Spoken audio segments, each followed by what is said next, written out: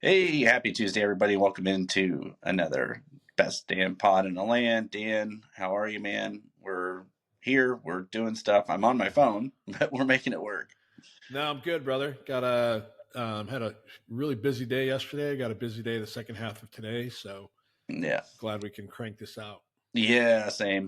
It's always stuff going on. So, wanted to thank Luke again for coming on the show Friday. A lot of really positive response. He had a lot of great insight, nationally about a lot of the things that are going on. So, if you missed it, go back and watch it. It was a longer episode, but Luke from the tailgate, he joined us, and we appreciate it. And I did like we had a lot of views, but if you haven't liked and subscribed, do that now and then go find the tailgate, and maybe I can put that link down in the comments. And but check out their show. We appreciate you guys joining us today. So um, I was asked also, Dan, if we're on Twitter, and yes, we are. It's if you haven't listened to our show, we kind of complain about Twitter. Sometimes too much. Yeah, sometimes too much. So I actually put those links on our homepage for both Dan, myself, and the podcast.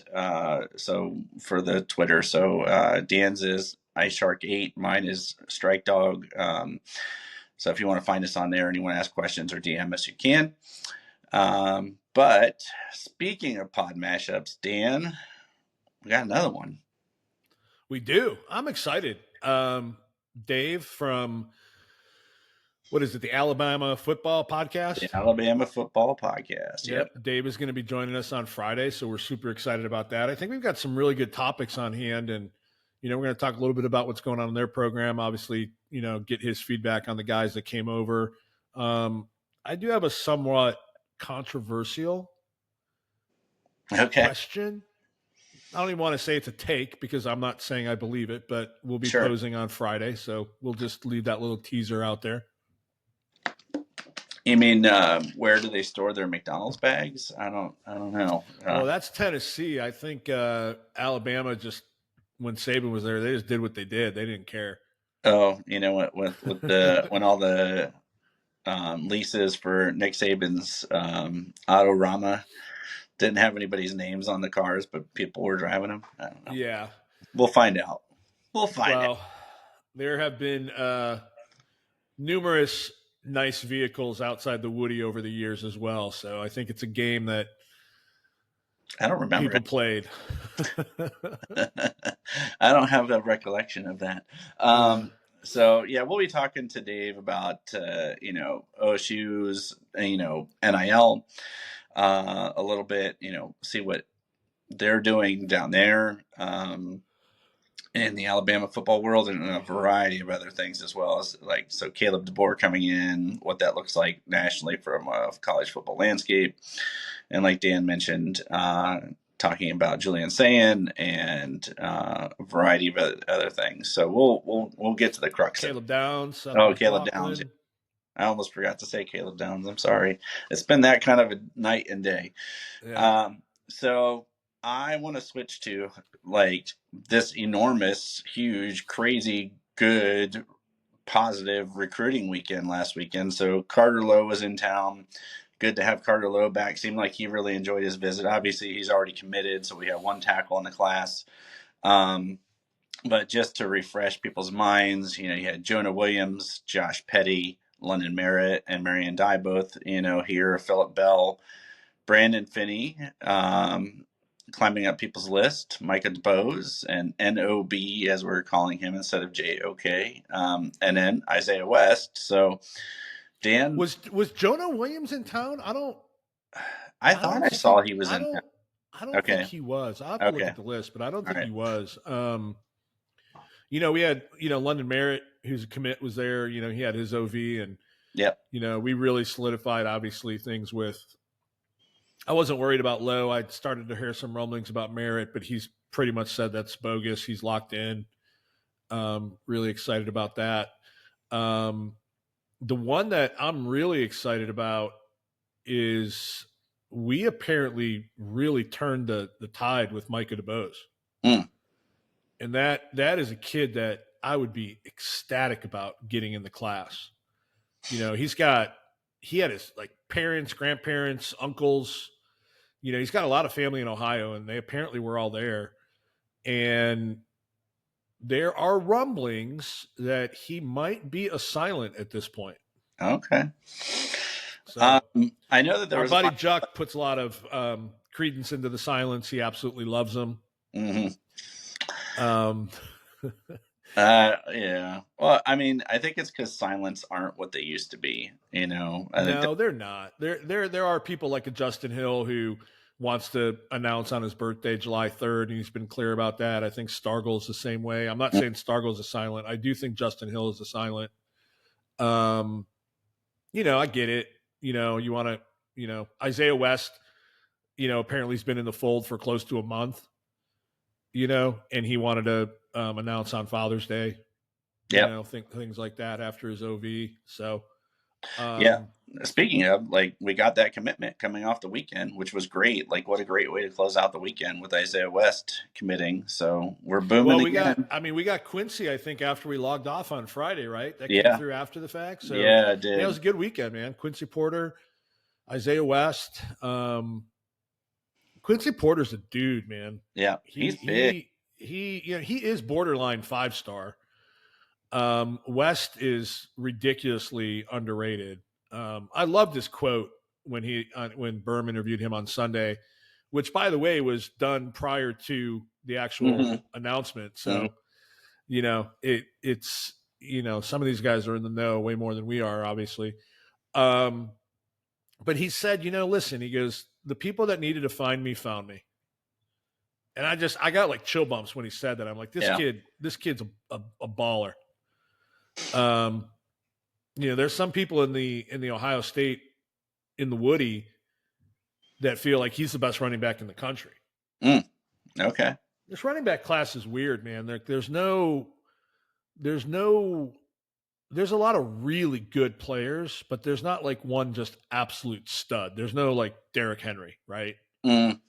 Yeah. But there's some really, really, really good players, and I think the top, 10 to 15 running backs, maybe even 20, are all really solid. What about the 54th ranked running back? I'll be nice. Just saying. Anyway, so Isaiah West commits, and the thing I liked best about the Quincy Porter get is that he was Michigan's top target, I guess, at wide receiver. So not only did we get him, then he cancels the visit to Michigan, and Well, I canceled the visit to Michigan, right? he didn't want hot dogs. He didn't want chicken tenders and boiled hot dogs. Yeah. No, because Ohio State paid him not to go, to cancel it. I mean, that's the narrative that's on, speaking of Twitter. I didn't see that. I mean, yeah, obviously that's coming from up north, but Yeah. I love the kid, man. He immediately started retweeting all the Michigan people losing their mind. Yeah. And all the commit posts, but he retweeted EJ Hollins that, oh, this one's gonna hurt. Yeah. I enjoyed too the fact that so Michigan loses Marquise Davis to Kentucky, but then we take a running back from Kentucky. We're not the same. So yeah, so I thought that both were kind of like there was so much irony in those two commitments, and I enjoyed it a little bit. So I was going to ask you this question, and I actually got to ask this in my DMs too from one of our active followers. His name's Mike Wazowski on Twitter, but he lives up near me, and he asked, about the next class and why they wanted to take 3 running backs. And I said, we have a gap. We do, because next year, and you and I have touched on this, Trey and Q could stay. Like, could you pay him to stay? He's not staying, but because of the miles on him. But there's a shelf life with running backs. So you go into next year with James Peoples, Sam Williams-Dixon, who many people think is kind of like a Curtis Samuel hybrid slot / running back guy. And then TC Caffey, because of the misses from like Stacey Gage and some of these guys that Tony Alford was recruiting in Florida and we didn't get. So, Yes, we need 3 running backs in this class. I One read something the other day that TC Caffey's gone this year too. That he's a senior. Has he been around way. that long? No, he's a redshirt sophomore. Okay, so yeah, I mean, to your point, we've got 3 running backs in the room going into next year, and you want to have 6. Yep. And one of those 3 is a walk on. Yep. Now hopefully he'll get awarded a scholarship this year. We'll see what happens. But yeah, no, I mean, you want to be 6 deep in that running back room, and we need 3 to make that happen. Right. And then, so the other thing is we had a preferred walk on last year, which we talked about, which is Wiltrell Hartson, but out of Massillon, but he's since left the program. So yeah, we need 3 to answer your question, Mike. So hopefully Yeah. that helps you. How do you like, did you see Coach Locke's post? I did. I love Coach Locke, man. I mean, was that brilliant or what? He's got, he's talking about the power of threes, and he references, I think, his favorite athlete, favorite rap album, and then I guess another favorite athlete, but they were Bo Jackson, Kanye West, and then the last one was Michael Jordan. Yeah. And he's talking about the power of threes. So Bo Jackson, West, Jordan Davison. Yeah. I like it. That's talk about calling your shot. Yep. Yeah. So then there was a crystal ball that dropped following the visit for Philip Bell. So I'm curious from your perspective, do you think now we're all in on Philip Bell post DeCorian Moore's visit to Texas? Because there's people just saying like Hayes is just going to drop the thing for DeCorian to Texas, the edit. Well, people thought that was going to happen yesterday, and it ended up being Dia Bell. Yeah. He did like an 18-hour notice on a 5-star commit, and people assumed it was Dia, Moore. Man, I don't know. I need to hear what his mother had to say about the Texas trip, because she was very, very vocal after the Ohio State trip to say they're going to be hard to beat. So I've yet to hear anybody, interview her and ask her, okay, did they beat Ohio State? There was I'm thinking of reaching out to her myself and saying, hey, listen, yeah, you said Ohio State would be hard to beat. Did Texas pull it off? Yeah, there was something posted on Twitter, and I don't know if it's a real quote or not, but basically like that his grandmother loved seeing him in a Texas uniform or something along those lines. Well, there was that picture of his grandmother in a wheelchair, being introduced to Sark, and that when that picture came out, people were like, just okay, it's over, it's done. But I don't know if that's the truth. I mean, somebody getting that Jets on the phone. Yeah, right. Yeah. I mean, we'll see. I mean, okay. It's they were really, really, really impressed with every aspect of the Ohio State program. Yeah. Not just the track record with receivers, but everything else. So we'll see. I mean, I don't think we're going to be opening up the bank for a receiver this year. I just don't, unless we just miss terribly on in the trenches. But it wouldn't surprise me, man, if we missed on. I do think Vernell Brown is in the class. It wouldn't surprise me, though, if we missed on like French and Moore and maybe even Brown this year, because, man, you got to look at that receiver room, right? Next year, we lose a Mecca and Ballard. Yeah. So that means JJ, Carnell, and Innis are your top 3 right out of the gate. Yeah. And then Bryson Rogers is right there, and I think he's going to have a nice little impact this year. I think he's going to flash. So, JJ's, it's loaded.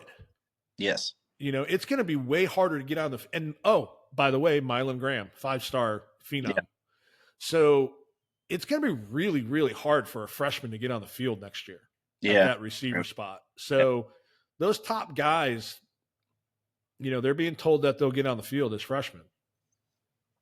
Okay.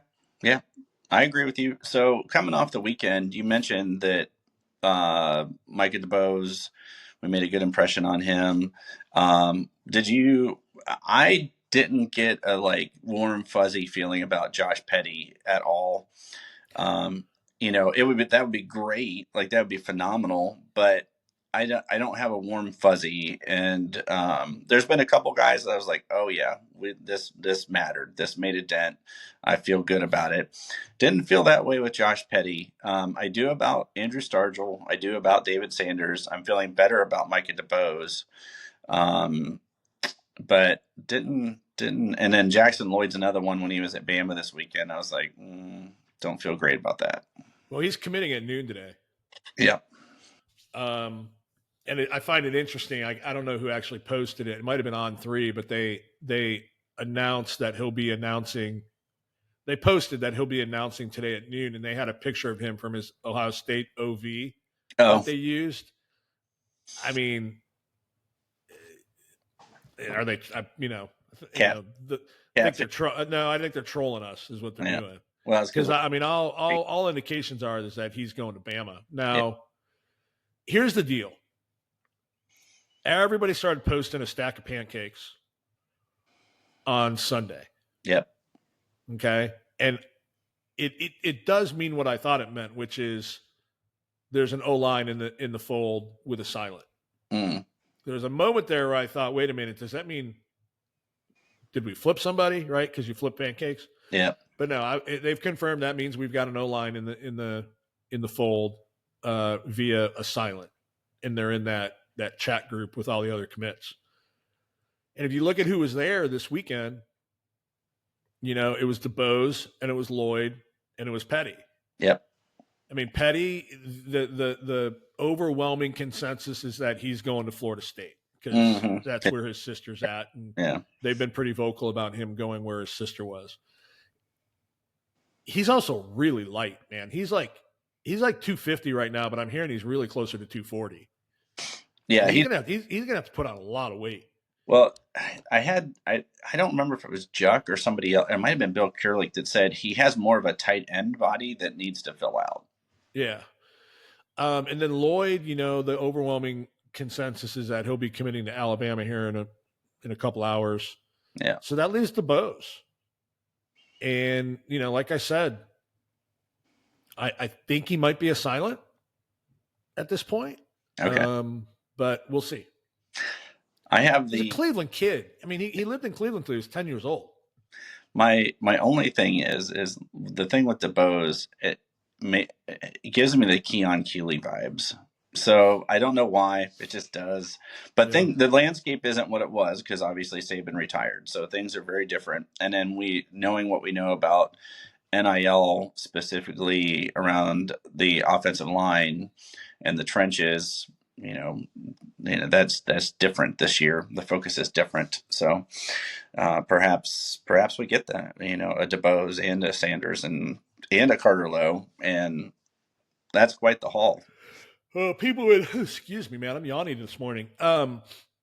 People would owe Justin Fry a huge apology. I'm sure there'll be a lot of people that won't want to give him credit, and they'll want to say that it was Chip Kelly and Ryan Day and I would owe Justin Fry a big apology for sure. Yeah, but as each one of these kids goes off the board, though, the heat's coming, man. He needs to pull. He needs to pull. A couple more guys that are big. I mean, if you get David Sanders added to Carter Lowe, that in and of itself is a great haul. Yeah, it's a great class, phenomenal. And I think we're going to get McFadden. Okay. I think that's going to happen. And then Stargell, and then I guess if you add that's a knockout class. Yeah, and something else I was reading is that they were looking at was it Jackson Lloyd? I think they were looking at him as a center, and he didn't really love that. So yeah, I don't know. Smart kid. I mean, his two of his finalists are Georgia Tech and Stanford. Yep, I saw that. You don't get to go where they have trees like Stanford if you're not smart. So yeah, right. All right, cool. So Dia Bell, I want to switch to that. So he was one of my favorites for the class of 26. People were like up in arms yesterday. You and I did a breakdown on Friday about like, I think it was Friday about the class, maybe it was Tuesday, the class being in limbo, the 2026 class. And if I'm Diabell and I'm coming in behind Julian Say, Aaron Nolan, and Tavian St. Clair, and Tavian St. Clair, by all accounts, is going to be, you know, elite as well. Why would you commit behind those? I don't. We've talked about that, the 26 class, and Diabell was my guy. Like that's the guy I really like. If we were going to get somebody, so how do you feel? Like, are you surprised? Not surprised? It didn't surprise me. I mean, Are we taking a transfer? I don't know. I don't know if you take a transfer or if you take a flyer on a developmental kid. Okay. The Levi Davis kid is very popular in circles around Columbus. He's small. Yeah. Maybe the Brady Smigel kid. I don't know. I'm more focused on us. I think we may get a commitment from Brady Edmonds for the 27 class before we get a commitment from the 26 class. That's possible. It's just I don't see how you play. Yeah. Well, if you're the 26 quarterback, it's going to be really hard to get on the field.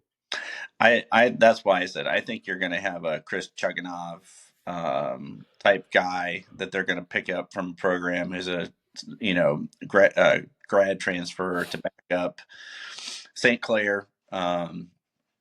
And that's just going to be what it'll be. I know Ryan Day likes to have 4 scholarship quarterbacks, but I don't know. He's stacked them up year over year now because we're actually getting the guys we went after. So yeah, that's going to be a tough one. And the other thing I wanted to remind, and I put this as soon as I saw it come out, and somebody said, "Well, we didn't get to you, Bill."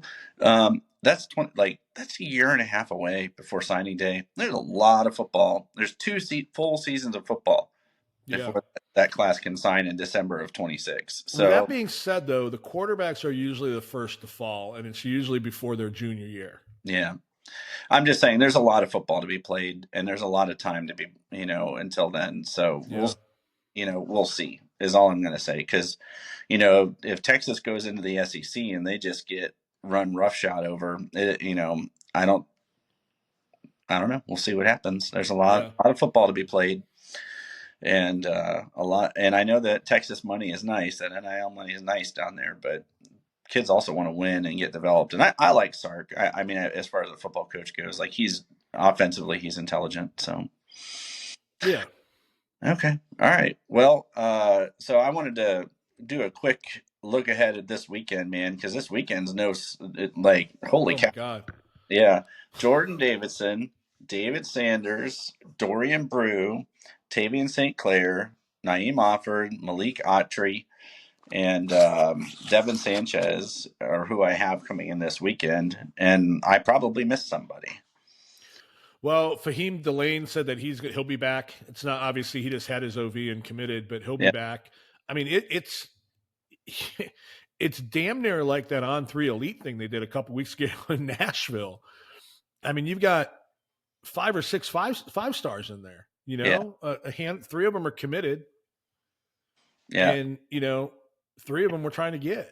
I have this sneaky suspicion that David Sanders and Jordan Davidson probably commit on Sunday. I don't think that's going to happen. I don't think Sanders is going to commit until like late July, early August. Okay. All right. Well, I mean, that's the timeline that I've heard him say that, and I even saw an interview with him this morning saying that, listen, he goes, I really don't need to make a decision before December. So I'm going to take my time and think about everything that I've experienced and, blah, blah, blah, blah, blah. Heard late July, early August, though, is a target commitment date for him. Okay. But, so that's along the timeline of who was it last year with the corner? He pulled out the Michigan bag, and then in the Michigan bag was an Ohio State. Aaron Scott. Did he commit before the season started? Yeah, it was late. It was late, right before the season. It was really late. Because I remember, I feel like I was on vacation or something, and I watched it. And it was in the evening. And we hadn't moved to our new house yet, and we moved in September because I was in the kitchen of our old house when I Yeah. watching my phone. So He pulled the Ohio State jersey out of a Michigan backpack. yeah, correct. Just glorious. Yeah, I loved it. So all right, well, I'm excited for the weekend. So what about Naeem Offord? Do you think that the current commits, so Tavian St. Clair and these guys, can push Brew, push Autry? So Autry, I think he's committed to Auburn. Over the top? Do you think that they can make it happen? I know Ohio State, they do a great job on these OVs. Like these kids walk away super impressed. So Yeah. I don't have any questions about that. I I'm mean, just I feel really good about it. I mean, Berm went through a list of like 10 guys this week that he thinks we're going to get, or a lot of them he thought we were going to get. Um, he's feeling really, really confident. okay. I am too, man. It's just, I think this class is special. Yep. I think the guys that are heading it up are special. And, it'll be interesting. Isaiah Gibson is in town today and Yes. tomorrow for an OV. Hmm. 5-star defensive tackle, currently committed to USC from Georgia. Word is highest bidder is going to get him, which is interesting because we've been told to spend the money on the trenches. Yeah. So the fact that he's here by himself, more or less, I think there might be one other guy that's in town, but he's more or less the guy, is really, really interesting. It's kind of flying under the radar a little bit. Justin Hill will be back in town this week today for the 7-on-7 camp. Hmm. So that'll, we're going to get more time with him. I love that we're getting Offord's last official. Yep. At least for the summer. I guess we're getting ready to head into a dead period or something, a recruiting dead period. Pretty bad periods like for Is it 2 or 3 weeks in July? yeah, I think it's the first 3 weeks in July. So it'll be kind of quiet from a recruiting standpoint. And I think that's why people were having like a Mac attack about the way that McNutt was doing his OVs because we didn't get one in June. I mean, McNutt lives in Ohio. He'll probably be at 2 or 3 games this year. Yeah, it'll be all right, is what I'm going to say. But you kind of hit before I got to ask you the question. So I think Tavian St. Clair and some of these guys, the Sanchez's, like I think they're behind the scenes working these recruits, saying, "Hey, let's make this class like this super, like I don't know, super team of elite recruits." I mean, I don't think there's anything. No, there's no doubt about it. Yeah. They've said as much, right? Like they want this to be. They want to set a record. Not only I don't know if there's ever been a team that has finished number one both in the number of recruits and the average ranking of each recruit. Now, I don't know if we're going to get the most recruits. Maybe not. But I do think we're going to be first with the highest per player average. Okay. And there's a chance that we can break the all-time record. I think the all-time record that Texas A&M had was like 320 was the score. Mm-hmm. And right now, we could realistically end up in the mid 320s. Yeah. And then the average star rating right now, or the average player rating, we're at like over 95%, which is absurd. It is. How do you feel about Dorian Brew then? I said I feel good because Dee Sanchez says she thinks he'll be in the class. That would finish out the cornerbacks as far as I'm concerned. I know that they're still talking to Brandon Finney, but he's technically an athlete. So he plays on both sides of the ball, like a safety, a corner, hybrid kind of kid. So are you feeling good otherwise? Yeah, no, I feel really good. I feel really good about Dorian Brew. I think he's an Ohio State kid. Going back to McNutt, people love to point out the fact that his room is covered in Ohio State stuff and has been ever since he was a little kid. My counter to that is, well, David Sanders' room is covered in Clemson stuff, and he's probably not going to Clemson. Yeah. So, I I feel good about Brew. He's that kid. It's just one of those things. I just want to lock that one up so we can stop talking about it. If that makes any sense, like Yeah. he's one of those ones. Like let's just lock that up. Let's lock up Jordan Davison, and let's focus on the trenches and and Trey McNutt and finish this thing off strong. So I don't know. Like maybe I'm just being curmudgeonly, but I feel like let's just lock that up. Stop talking about it. Let's get it done. Yeah. Um, yeah, no. I mean, I'm on the same page with you. I just don't know if we're going to get that that Want it convenient. all. I want it all. Give me all of them. Yeah. All right. Well, Dan, I know we had a shortened time frame today, so do you have any last thoughts, last words, yours, man? I know excited for the recruiting weekend. I'm excited to hear what comes out of it. It'll be fun to watch and see the pictures again. I'm excited for those kids. Again, congrats to Isaiah West on the commitment. So we're moving on up. No, man, I'm good, man. I'm just excited for this weekend, this recruiting visit weekend. It's, Yeah. a nervous excitement. It's a big weekend for us. It is. It absolutely is. Very good. All right, guys. Well, thank you for hanging with us today. Like I said, a little shorter episode today. Maybe that'll be better for people. I don't know. Maybe they like shorter episodes. Who knows? Go ahead, hit that like button, Yeah. Hit it, like it. subscribe. We appreciate it. Those keep climbing. Numbers keep climbing. Viewers keep climbing. Don't be afraid to drop a comment. I really try, unless you're being belligerent, to respond to all the comments, or Dan might respond to the belligerent ones. Yeah, But we appreciate you guys. I'm pulled into the fray a little bit easier than you are when it comes to that. Yeah, stay the course, man. Stay the course. All right. You guys have a great day. Stay safe out there. And as always, go Go Bucks. Bucks.